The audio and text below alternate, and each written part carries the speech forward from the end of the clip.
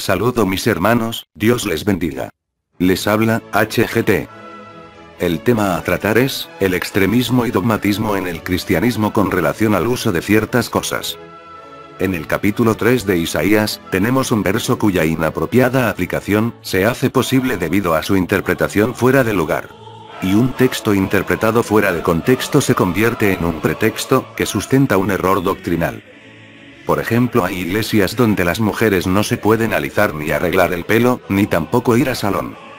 Ya que hay un pasaje que dice, en lugar de esto aquello, en lugar de esto lo otro, en lugar de compostura del pelo cabeza raspada.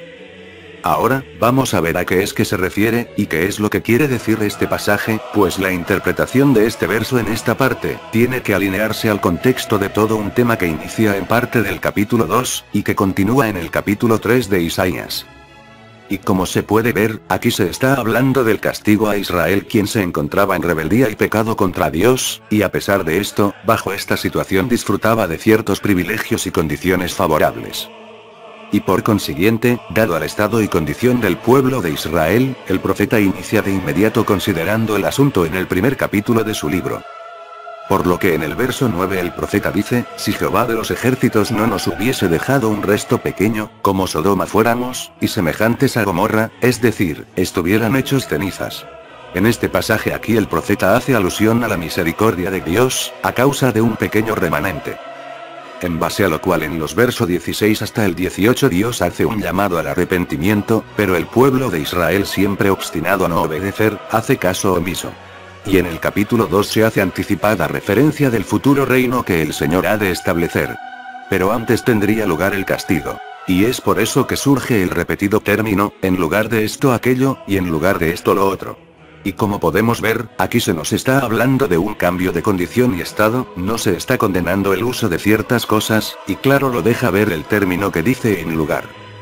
Por lo cual dice el pasaje en el capítulo 3 verso 1 hasta el 6, porque he aquí que el Señor Jehová de los ejércitos quita de Jerusalén y de Judá al sustentador y al fuerte, todo sustento de pan y todo socorro de agua, el valiente y el hombre de guerra, el juez y el profeta, el adivino y el anciano, el capitán de 50 y el hombre de respeto, el consejero, el artífice excelente y el hábil orador. Y les pondré jóvenes por príncipes, y muchachos serán sus señores. Y el pueblo se hará violencia unos a otros, cada cual contra su vecino. El joven se levantará contra el anciano, y el villano contra el noble. Y ahora haciendo énfasis sobre este punto en la parte central del tema, vayamos al verso 24 en el que podemos ver que se está hablando no solo de la compostura, o arreglo del pelo, sino también de otros detalles y asuntos que de ser como algunos suponen, es a lo que el pasaje se refiere, entonces las demás cosas aquí mencionadas tampoco debiéramos usarlas, por lo que en esta parte venimos a ser hipócritas. Pues dice el pasaje y en lugar de los perfumes aromáticos vendrá hediondez. Y cuerda en lugar de cinturón, y cabeza rapada en lugar de la compostura del cabello. En lugar de ropa de gala ceñimiento de cilicio, y quemadura en vez de hermosura. Podemos también apropiar en base a lo que se está tratando, algo que dice Pablo, y es que las casadas ya no tienen cuidado de sí, sino de las cosas del mundo de cómo agradar a su marido. 1 Corintios 7:34.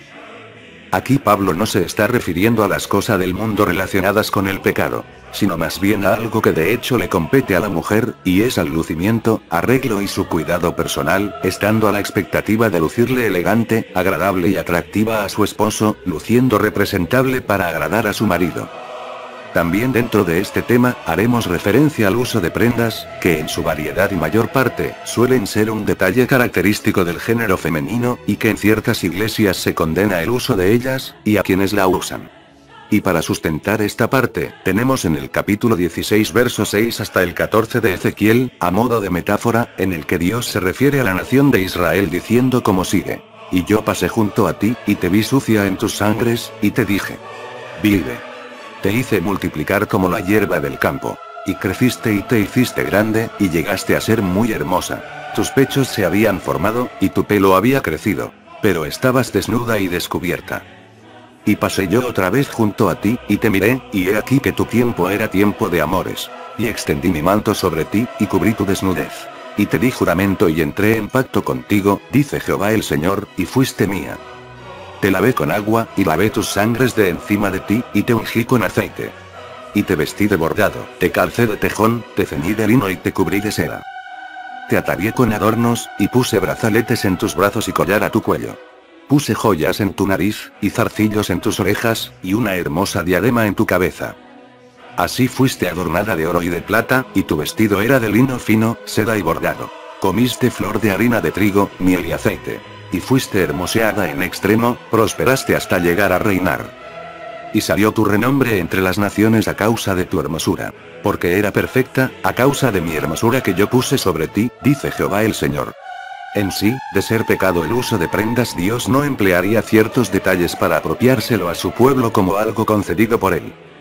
Y tenemos también en el libro de los Cantares, que es el libro cuyo contenido escrito se relaciona con el amor y la relación matrimonial, que a la vez hace alusión a Cristo en su relación con la Iglesia, y a quien representa como el esposo, y la esposa aquí a la Iglesia. Y bien, como se puede ver, en este libro Cristo representa al esposo. En el capítulo 1 de este libro, en los versos 10 y 11, encontramos que el esposo le dice a su amada: hermosas son tus mejillas entre los pendientes, tu cuello entre los collares. Zarcillos de oro te haremos, tachonados de plata. Ahora, en cuanto al uso del pantalón, que es otro tema controversial y que algunos en su extremista interpretación fuera de contexto, condenan con severidad. Sustentado en el verso 5 del capítulo 22 de Deuteronomio, el cual dice: no vestirá la mujer traje de hombre, ni el hombre vestirá ropa de mujer. Porque abominación es a Jehová tu Dios cualquiera que esto hace. Ahora, considerando este pasaje desde cierto punto, y remontándonos en el tiempo antiguo, y haciendo referencia sobre la cultura judía, podemos apreciar aquí que los judíos, tanto el hombre como la mujer, ambos vestían túnicas, aunque es cierto que habían ciertos rasgos que marcaban diferencia. Por ejemplo, el hombre llevaba un cinturón, pero ambas vestimentas eran túnicas. También algo que podemos notar aquí, es que después de Dios haberle dicho: no vestirá la mujer traje de hombre, ni el hombre vestirá ropa de mujer, nunca censuró, ni condenó el que ambos vestían túnica. Por lo mismo, haciendo una comparación en relación al tiempo presente en lo relacionado con el pantalón, que no es otra cosa sino una prenda de vestir, tanto el hombre como la mujer pueden usarlo, considerándose también que hay ciertas diferencias en el pantalón de la mujer, y el del hombre, en relación con la fisonomía de ambos cuerpos. Y como es obvio, en este pasaje no se está refiriendo a esta prenda de vestir como algunos suponen, por lo que no guarda relación con la aplicación que algunos le dan. Aquí en este pasaje Dios no está haciendo más que advirtiéndole a su pueblo sobre la homosexualidad y el lesbianismo, razón por la cual Dios destruyó a Sodoma y a Gomorra. Y es a razón de esto que Dios le advierte a la mujer no vestir como hombre, ya que no se está identificando con su género, y de igual modo al hombre por la misma razón. El hombre debe vestir como hombre en su representativo porte varonil, y la mujer como mujer en su porte femenino. Lo contrario a esto es abominación a Dios. Y bien, en cuanto al vestir en lo que se relaciona con el vínculo cristiano y ámbito de la fe, Pablo dice a las mujeres que se atavíen, es decir, que vistan con ropas decorosas, con pudor y modestia, o sea, con decencia y buen gusto, y sin detalles que resalten la vanidad. Primera Timoteo 2:9. En cuanto al vestir en la mujer, se requiere, sea en el uso de un vestido como el de un pantalón, que no sea tan ceñido al cuerpo, por lo menos un poco holgado, algo suelto, y que la mujer cubra bien su cuerpo, resaltando la decencia que debe caracterizar al cristiano. También Pedro dice en el capítulo 3 versos 3 y 4 de su primera carta: vuestro atavío no sea el externo, de peinados ostentosos, de adornos de oro, o de vestidos lujosos, sino el interno, el del corazón, en el incorruptible ornato de un espíritu afable y apacible, que es de grande estima delante de Dios. Este es otro pasaje al cual algunos le han dado cierta interpretación no correspondiente.